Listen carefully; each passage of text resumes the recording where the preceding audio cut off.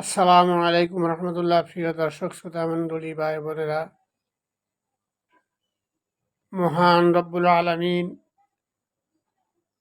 সূরা আরাফের 187 নম্বর আয়াতে ঘোষণা করেন, আউযু বিল্লাহি মিনাশ শাইতানির রাজিম, বিসমিল্লাহির রহমানির রহিম, ইয়াসআলুনাকা আনিস সাআতি আইয়ানা মুরসাহা قل إنما علمها عند ربي لا يجليها لوقتها إلا هو।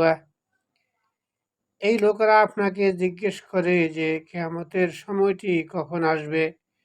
আপনি বলে দিন যে উহার খবর একমাত্র আমার রবের নিকট রয়েছে। উহার জন্য নির্দিষ্ট সময়ে তিনি প্রকাশ করবেন। কাফেরেরা যখন বিশ্বনবী সাল্লাল্লাহু আলাইহি ওয়াসাল্লাম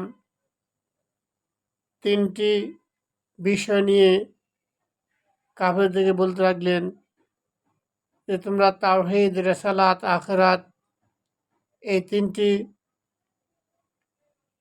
বিষয়ের উপর বিশ্বাস স্থাপন করো, তখন তারা বলতে লাগলো যে কিয়ামত কখন হবে,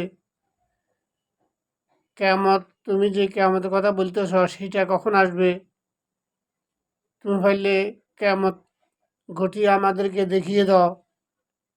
এই কিয়ামত সম্পর্কে, মহাবিস্ফোরণ সম্পর্কে, মহাপ্রলয় সম্পর্কে তারা সবসময় বিশ্বনবীর বিরোধিতা করতেন। এই জন্য আল্লাহ রাব্বুল আলামিন বলে দিয়েছেন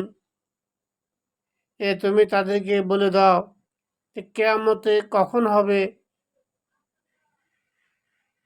এই সম্পর্কে একমাত্র আমার আল্লাহ রব্বুল আলামিন জানেন। কিয়ামত হবে, হাসর হবে, নসর হবে, কবর আযাব হবে, জাহান্নামের আযাব হবে, ফুলসরাত হবে, সব কিছু নির্দিষ্ট সময় মতো হবে। সুতরাং তোমরা আমাকে বিশ্বাস করো। এই কথা বলার পরে তারা কিন্তু বিষ্ণু সাল্লামকে বিশ্বাস করতো না। তারা বিষ্ণু সাল্লামকে জাদুকর বলতেন, গণক বলতেন, পাগল বলতেন, তাকে জিনেদস্ত বলতেন, তার কবি বলতেন। এই বলে তারা ইসলামকে প্রত্যাখ্যান করতেন। শুধু কিয়ামত সময় তারা জিজ্ঞাসা করতেন।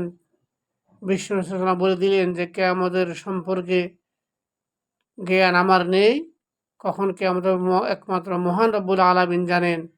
তিনি নির্দিষ্ট সময় কিয়ামত সংঘটিত করবে। আল্লাহ হাফেজ, ফি আমানিল্লাহ, আসসালামু আলাইকুম ওয়া রাহমাতুল্লাহ।